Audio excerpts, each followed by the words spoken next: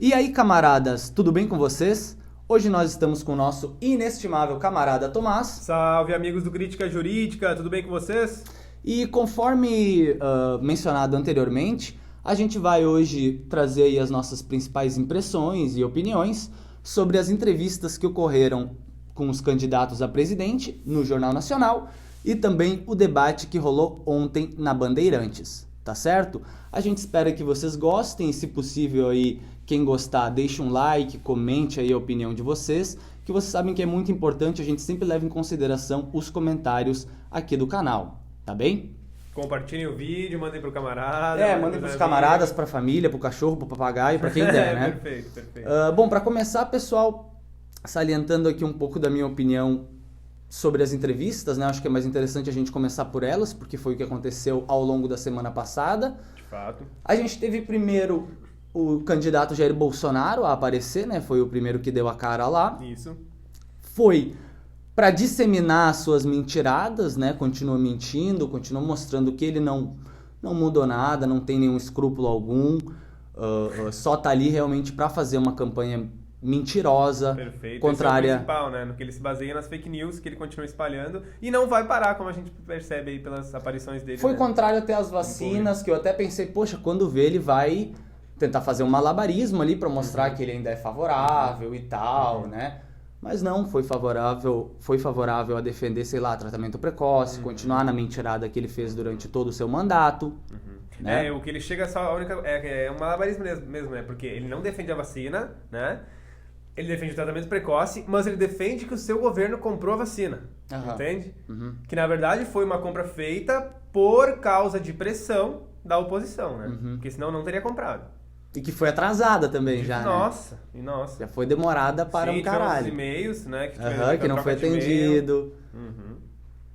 E aí eu pensei assim, poxa, quando eu ver ele vai tentar fazer mais um pouco de malabarismo para defender as vacinas. Mas não.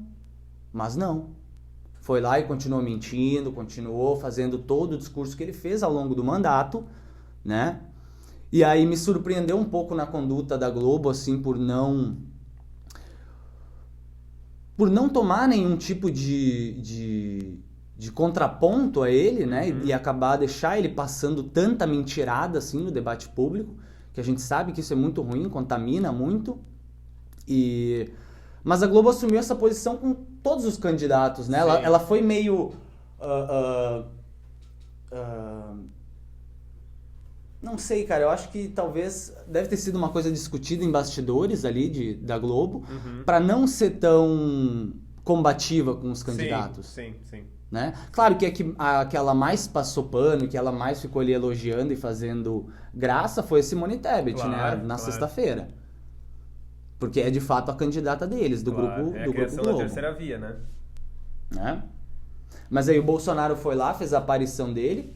Não sei, tu quer trazer mais alguma coisa? Eu só vi mentira.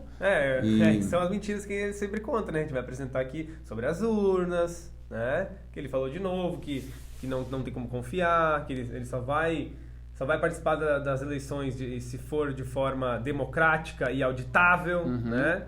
E aí, inclusive, o William Bonner tenta trazer ele pra fazer, tipo, uma declaração, né? Um suposto acordo com a democracia brasileira. Acordo com o grande público brasileiro pra atestar, tipo, olha, não, tu vai respeitar as eleições, se tu perder, tu não vai dizer que foi marmelada e tal. E o William Bonner não consegue fazer Jair Bolsonaro cumprir nem mesmo isso. Verdade. Né? Vocês podem ver esse momento de novo, vocês vão ver, vai ficar claro. O Jair Bolsonaro não atesta aquilo que o Bonner tá propondo a ele. Tá bem? Ele não atesta. Verdade. Ele meio que fala, se as eleições forem limpas, né? e auditáveis, alguma coisa assim, aí pode ser que sim.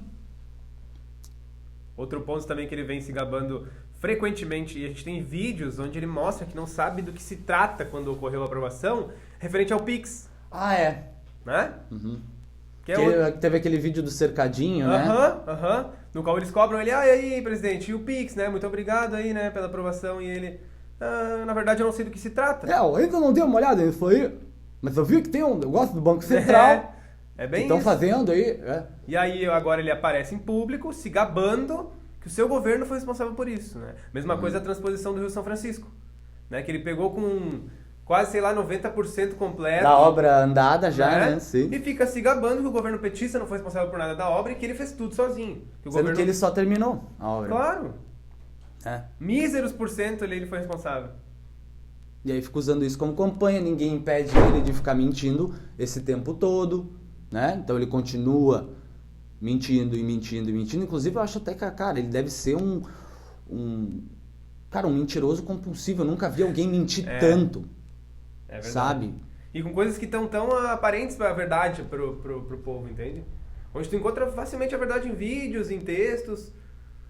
E aí e o tempo inteiro o discurso dele é: a gente é a verdade, nós somos a verdade.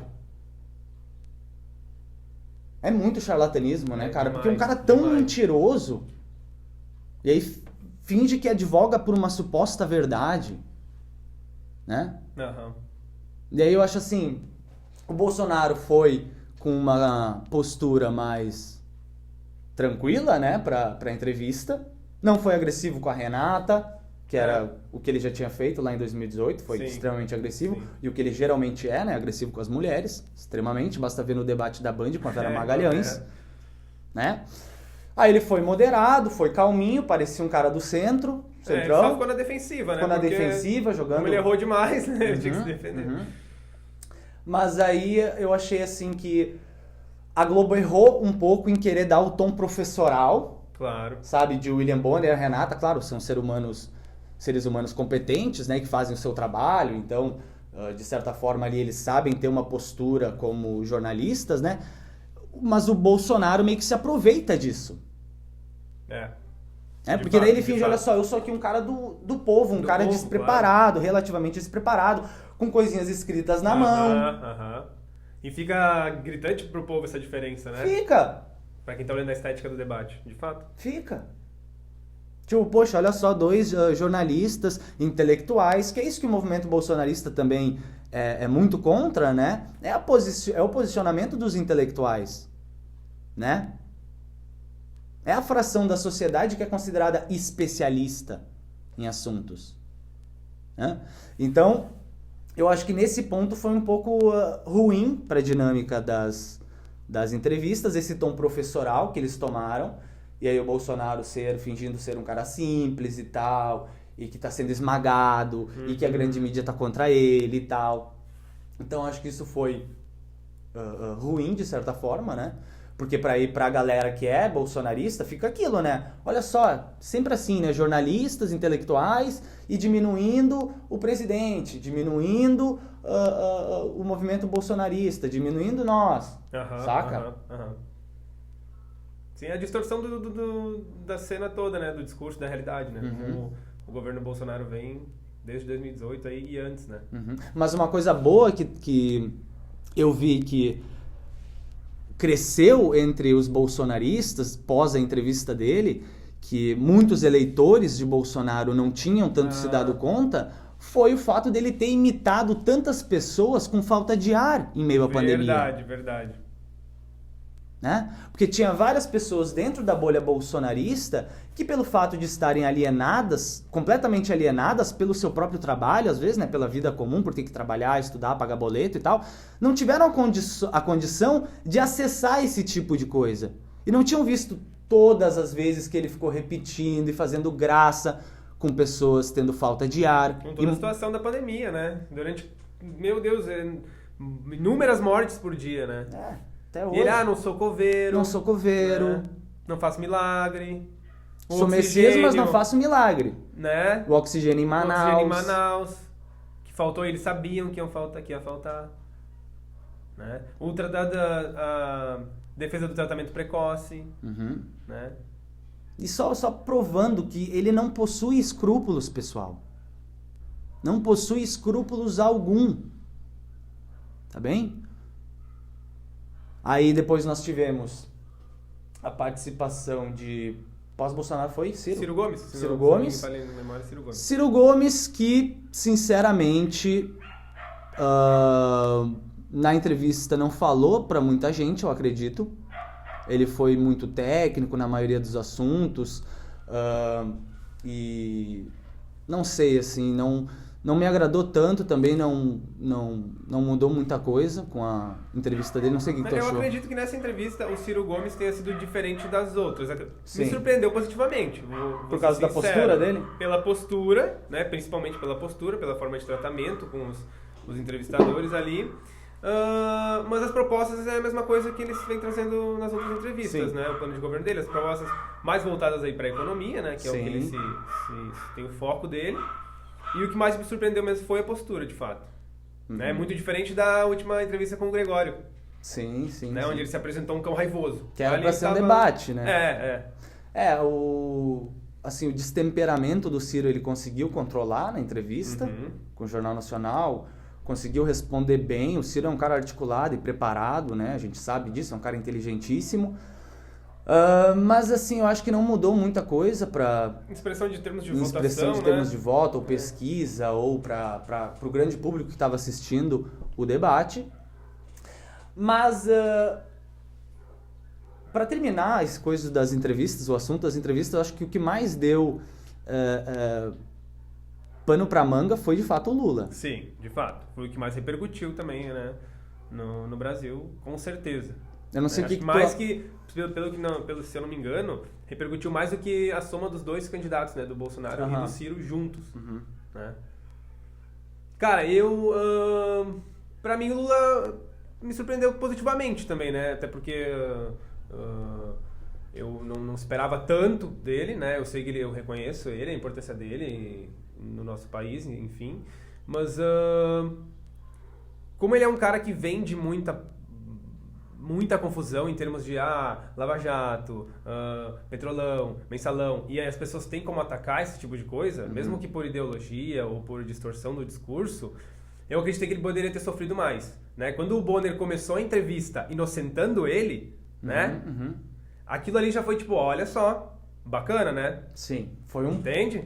Baita passo. Poxa, nossa, isso aí já é assim, ó, já estamos 50% na frente, né? Porque antes disso, né, o Globo lavajatista até a última, né? Nunca tinha falado nada em termos assim, não, Lava Jato é ruim ou o presidente Lula é inocente. Né? Sim, a Globo sempre participou da campanha midiática do golpe. Perfeito. Contra a presidente Dilma. Fazia toda a força para divulgar aquelas ideias da Lava Jato. Perfeito. Né? Então, a Globo sempre foi uma inimiga do governo do Partido dos Trabalhadores. Claro, tanto que popular, né? Tanto que o Lula, eu acho que a última vez que ele tinha ido na Globo, acho que era 2005, 2006, no Jornal Nacional. Né? Porque depois começaram a realmente defenestrar ele. E quando começa, de fato, com o Bonner já salientando que ele é um cara que não deve mais nada à justiça, que é um cara inocente, né? Em todas as instâncias, inclusive na ONU. Sim. Né? Aí, isso eu acho que realmente foi um puta ponto positivo. Perfeito. Porque isso é a maioria das coisas que os bolsonaristas disseminam, se baseia nisso.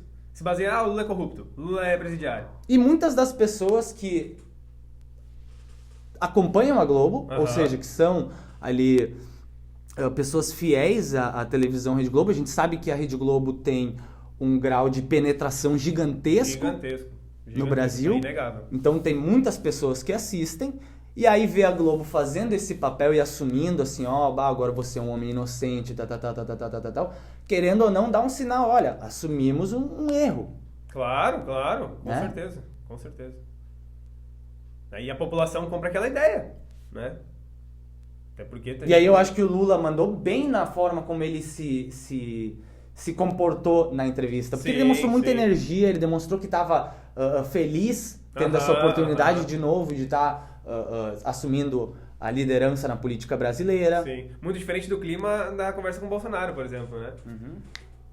Total. Sabe? Tu percebe até, não precisa nem ter volume, né? Só olhar na postura do candidato sentado em frente aos entrevistadores, né? Com certeza. É bem diferente mesmo. E o Brasil devia realmente, assim, ter a noção do líder que o Lula é, do que ele já representou pro Brasil, né? E aí ter aquele homem sentado ali e se oferecendo com toda aquela energia que ele ofereceu, né? Apontando tudo que ele aponta, respondendo tudo, sendo um cara que ficou 580 dias preso, de forma injusta, e aí vem ali e se oferece de novo para o nosso país. sinaliza tudo aquilo que a Rede Globo apontou como se era verdade. Aí, claro que eu penso que o Lula fez diversas sinalizações ali pró-mercado. Claro. E isso particularmente não me surpreende, acho que está na estratégia de campanha do PT, né? Eles vêm buscando cada vez mais o eleitor de centro-direita ali e o empresariado. A gente já tem o Alckmin como vice, então não tá claro para todo mundo. Então isso, nenhuma surpresa. O que eu achei desagradável e de certa forma eu discordaria veementemente é quando o Lula fez ali um anticomunismo meio barato, que falou, por exemplo, que na China, em Cuba e países que têm experiências socialistas não há divisão dentro dos partidos, sabe? Uma coisa que é bizarra, assim, mostra que tá falando merda, mentiu na cara dura, mas é o que ele tem que fazer, né, pessoal? Porque a gente sabe que o Lula não é um comunista. Perfeito. Não é um cara marxista, é um social-democrata, claramente um social-democrata, e ele tem que fazer esses tipos de acenos, né? Cada um dos candidatos que foi lá pagou o preço de fazer acenos pró-mercados, anticomunismo, isso aí tem que ter, né? Nesse tipo de entrevista da mídia corporativa. Então, claro que não me surpreende, mas eu acho desagradável, né? Acho desagradável porque eu acho que não contribui para o debate público, não contribui para o amadurecimento de ideias relativas ao socialismo, relativas às experiências socialistas. Então, acho que, na verdade, isso é despolitizante. É uma desinformação, né? É uma desinformação, né? Mas o ponto geral de trazer para vocês nessas entrevistas é: o saldo foi positivo. Perfeito. Eu achei um saldo bem positivo para nós progressistas e que estamos com o Lula. Foi um saldo bem positivo. O Lula demonstrou uma energia... Poxa, ele estava de um jeito assim vigoroso. Eu gostei de ver. Parecia interessado, né? Ele queria mesmo. É aquele animal político mesmo que a gente conhece ao longo desse tempo todo do Lula. Perfeito. Já tendo uma postura diferente daí no debate. Né? Daí deixou um pouco de lado, né? Me pareceu. Deixou um pouco de lado. A animosidade. Sabe? Sim. Para finalizar esse negócio das entrevistas, então eu acho que foi um saldo positivo pro Lula em si. A postura da Rede Globo não me surpreendeu de forma alguma, né? Não me surpreendeu. Não, de forma alguma. Foi ali... fez acenos positivos pro Lula. Nada muito maravilhoso, mas fez acenos importantes, tá certo? Não bateu no que devia no Bolsonaro, e também não vai bater, que era coisas econômicas, Paulo Guedes, orçamento secreto. Não bateu, não vai bater. E a Tebet daí só faltou servir o chazinho, né? Só faltou servir um chá pra Tebet. E estender o palco. Né? Eu acho que... o Ciro foi uma conversa... O Ciro assim não mudou, desmudou, não vai fazer porra nenhuma. O Ciro eu nem sei o que tá passando na cabeça dele. Né? É uma incógnita. Sim, gosto das ideias dele, já falei isso aqui, tem muitas das ideias dele que eu acho interessantes. Sim, de fato. Ele tem um diagnóstico muito, muito bom sobre o Brasil, mas não, assim, a estratégia dele, o que ele tá fazendo nessa campanha... Ele quer fazer assim, da vida dele, né? É um vexame pro Ciro. Fica a questão. Né? E aí vamos falar do debate, né? Que eu acho que foi o ponto alto daí do término da semana, no domingo, né? Fim de semana. Tivemos o debate na Band. O debate em si teve um formato aí mais agradável do que os debates para governador. De fato, muito mais bacana, né? Dos estados da federação. Teve mais tempo de resposta, achei que deu realmente para, às vezes, um contrapor o outro, responder com maior complexidade. Isso, né? com a devida qualidade possível e se aprofundando. Eu, particularmente, não gostei da postura que o Lula foi para esse debate. De fato. Não sei, assim, ele parecia cansado e tal. Eu concordo que, olha, participar de um debate desses, onde só tem direitistas, e o único que representava a classe trabalhadora, o único que representava algum pingo de povo brasileiro era, de fato, o Lula. Então, realmente, deve ser maçante, deve ser triste ter que participar de um debate desses. De fato. Mas eu acho que o Lula foi naquela estratégia de vou ficar pelo 0-0, vou jogar num contra-ataque retranca. e ver no que dá, né? Não quero muito me expor demais, tentar bater muito no Bolsonaro e tal. Eu senti isso, né? Faltou bater no Bolsonaro, cara. É isso que eu Bolsonaro trouxe faltou. várias, de novo, informações, várias mentiras, né, cara, inverdades, e ninguém bate no cara, ninguém rebate as informações dele. Deixa ele falar. Né? Aí, porra, se ninguém rebater, a galera compra como verdade. Uhum. Que daí quem rebateu em si no debate, fez um contraponto forte ao bolsonarismo, deixaram isso pra Simone Tebet e pra aquela Soraya. Sim. Isso é ridículo, entendeu, pessoal? Eu já discordo disso. Eu acho que na campanha a gente tem que assumir o papel principal de antagonismo a qualquer coisa que seja referente ao movimento bolsonarista. Perfeito. Então, num momento desse, como o debate, eu teria achado extremamente interessante o Lula tomar a estratégia de vou bater no Bolsonaro a todo custo. Até porque é o único candidato que tem expressividade para chegar no Lula, né? Ele não precisaria bater em outro candidato. Uhum. Entendeu? Ia torcer para os outros candidatos bater no Bolsonaro. E aí pareceu isso, assim, ele não queria sujar as mãos.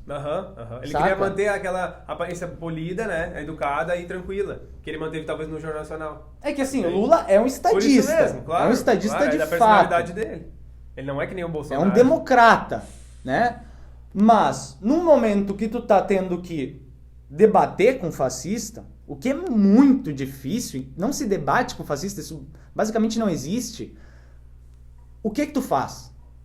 Eu penso que tu tem que sujar as mãos igual ele tá sujando. Se ele tá te chamando de ex-presidiário, tu vai ter que descer no nível dele, tu vai falar, olha, cara, tu é um futuro presidiário.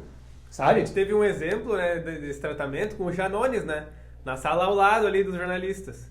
Né, onde teve um confronto com o Nicolas Ferreira, com o Adriles. Né, que são... O Janones sim tá fazendo esse papel de sujar a mão realmente, né? Usar a arma que o inimigo também tá usando, pra ver se a gente consegue de alguma forma pautar o debate. Perfeito. Né? Aí, inclusive, isso do Janones foi assim, ó. O show do debate, né? Repercutiu até mais, né? Porque o debate ficou meio morno, né? Como a gente falou. Sim. E aquela treta foi, nossa senhora. Nicolas Ferreira gritando, filmando. E o Adriles veio atrás, seu broxa, seu broxa. Logo o Adriles, né, cara? Poxa vida. E são personalidades, figuras, né? Que defendem esse bolsonarismo desde sempre, né? E nunca vão sair disso. Entende?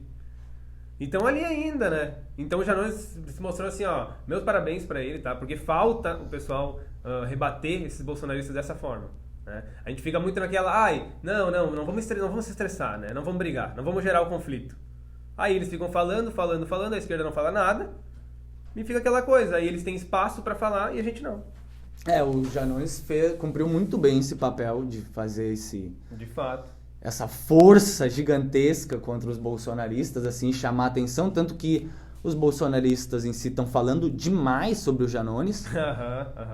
O Janones está realmente chamando muita atenção, está furando a bolha. Bolsonarista. Então isso é realmente louvável. Eu sei que o Janones não é um cara que tem uma posição forte à esquerda e tal. Inclusive ele faz parte do Avante, né? Partidinho de direita, né? Mas eu acho que ele estava cumprindo bem esse papel de enfrentamento aos bolsonaristas e de sujar as mãos e usar as armas que eles vêm usando, mas lembrando que tu não pode se tornar igual a ele. Porque esse é o erro básico daqueles que falam assim, não, a gente não pode usar as armas do inimigo porque a gente se torna o inimigo. Calma lá, pessoal, não dá pra ser assim nem sempre. Saca? Nem sempre, pessoal. Nem sempre. Tenham calma nesse sentido.